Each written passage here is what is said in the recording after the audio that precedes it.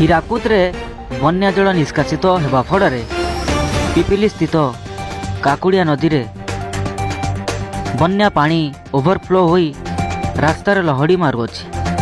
ଏହି ଦୃଶ୍ୟଟି ଦେଖିପାରୁଥିବେ ଆମର କାକୁଡ଼ିଆ ସ୍ଥିତ କଣ୍ଟି ଜାଗାରେ। ଜଟଣୀ ପିପିଲି ମୁଖ୍ୟ ରାସ୍ତା ବିଚ୍ଛିନ୍ନ ହୋଇଯାଇଅଛି। ବନ୍ୟା ଜଳ ରୋଡ଼ ଉପରେ ଲହଡ଼ି ମାରୁଅଛି।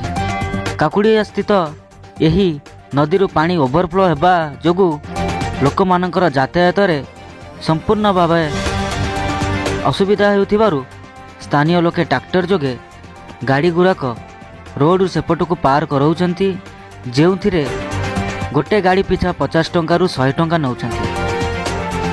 3-4ଟି ଟ୍ରାକ୍ଟର ଯୋଗେ ପିପିଲିରୁ ଜଟଣୀ ଏବଂ ଜଟଣୀରୁ ପିପିଲି ଯିବା ଆସିବା କରୁଥିବା ଲୋକମାନଙ୍କୁ ଅସୁବିଧା ହେଉଥିବ।